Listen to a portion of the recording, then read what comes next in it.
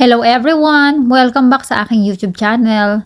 Ngayon, pag-uusapan natin ang isang comment ng isa kong viewer na gustong pumunta o lumipat dito sa Spain, particular sa Madrid. Ang tanong ni Gary B ay, magkano po kaya ang budget for 2 years if ever di makahanap ng trabaho? Thank you! So let's break it down. Unahin natin ang pinaka-basic na gastusin, yung tirahan. Kung bed space ang hanap mo, ang common price dito sa Madrid ay nasa 200 to 250 euros per month. Yan yung price kapag araw-araw ka uuwi sa boarding house at depende kasi yan sa mahahanap mo. Magkakaiba ng singil dito ang mga landlady.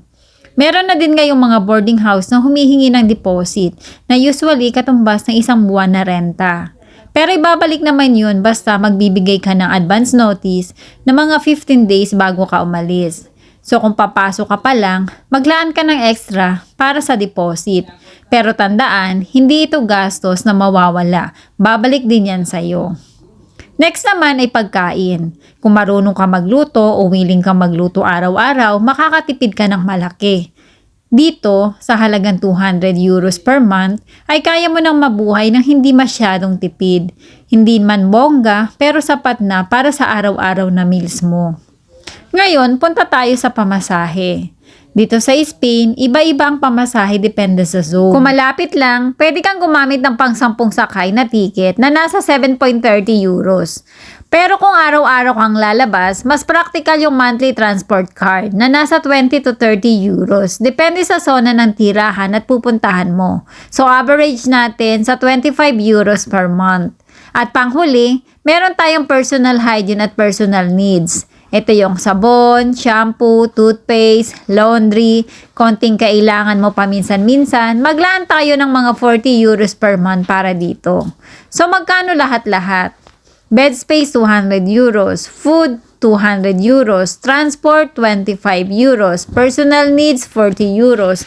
Ang total around 465 euros per month or 31,155 in pesos. Ang conversion niyan ay 67. Pwede itong tumaas o bumaba, depende sa lifestyle mo. Pero yan na yung average na hindi ka masyadong nagtitipid at hindi ka rin bongga. Ngayon, magkano naman sa isang taon? 465 euros times 12 months equals 5,580 euros or 373,860 in pesos for year.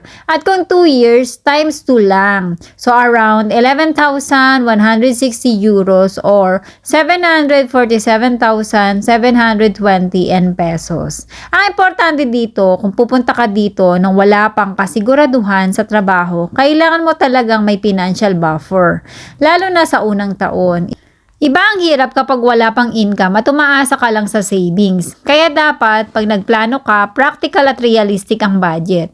Bukod dito, pag-usapan natin hindi lang kung magkano ang magiging gastos mo kung lilipat ka dito sa Madrid, Spain, nang wala pang trabaho. Kundi pati na rin ang pinaka-importanting bagay na kailangan mong tandaan pagdating ng 2 taon mo dito. At yun ay ang pagkakaroon ng amo or employer na tutulong sa'yo para makapag-process ng papers. Kasi tandaan natin, hindi sapat na basta 2 years ka nang nakatira dito. Pagdating mo sa 2 years dito sa Spain, hindi automatic na magkakapapel ka. Hindi porket naka 2 years ka na sa bansa ay resident ka na agad. Kailangan mo pa rin ng amo, isang employer na pipirma at tutulong sa'yo sa pag-process ng papers mo. May mga kababayan tayo na naka 2 years na nga pero walang amo na willing pumirma kaya kahit gaano kakatagal na dito, kung walang amo na tutulong sa'yo sa pag-process ng papers mo ay hindi ka pa rin makakakuha ng working permit at hindi ka pa rin legal na makakapagtrabaho dito sa Spain. Kaya habang maaga, maghanap ka ng amo kahit part-time muna. Hindi naman basihan kung gaano ka nakatagal nagtatrabaho sa amo. Ang importante pagdating ng oras na mag-a-apply ka na ng papeles, may employer na willing pumirma para sa'yo. Ngayon, ano ang mga documents na kailangan mo para i-prove na 2 taon ka nang naninirahan dito? Una, empadronamento. Ito yung registration mo sa lugar kung saan ka nakatira. Dapat continuous or may record na hindi naputol. Pangalawa, proof of presence. Halimbawa, mga remittances na nagpapakita na nandito ka at nagpapadala ka. Hindi naman kailangan na buwan-buwan, pero mas maganda pa rin kung monthly kang nagpapadala. Transportation card history or abono records. Medical check-up or clinic records kung meron. Mga resibo na binili mo na may pangalan mo. Pati plane ticket na nagpapatunay kailan ka dumating.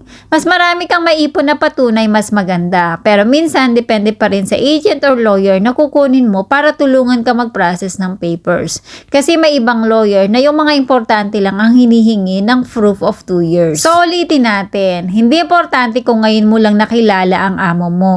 Hindi kailangan na matagal mo nang pinagtatrabahuhan sila. Ang importante ay may employer kang willing pumirma pag handa ka nang i-process ang papers mo after 2 years of continuous stay.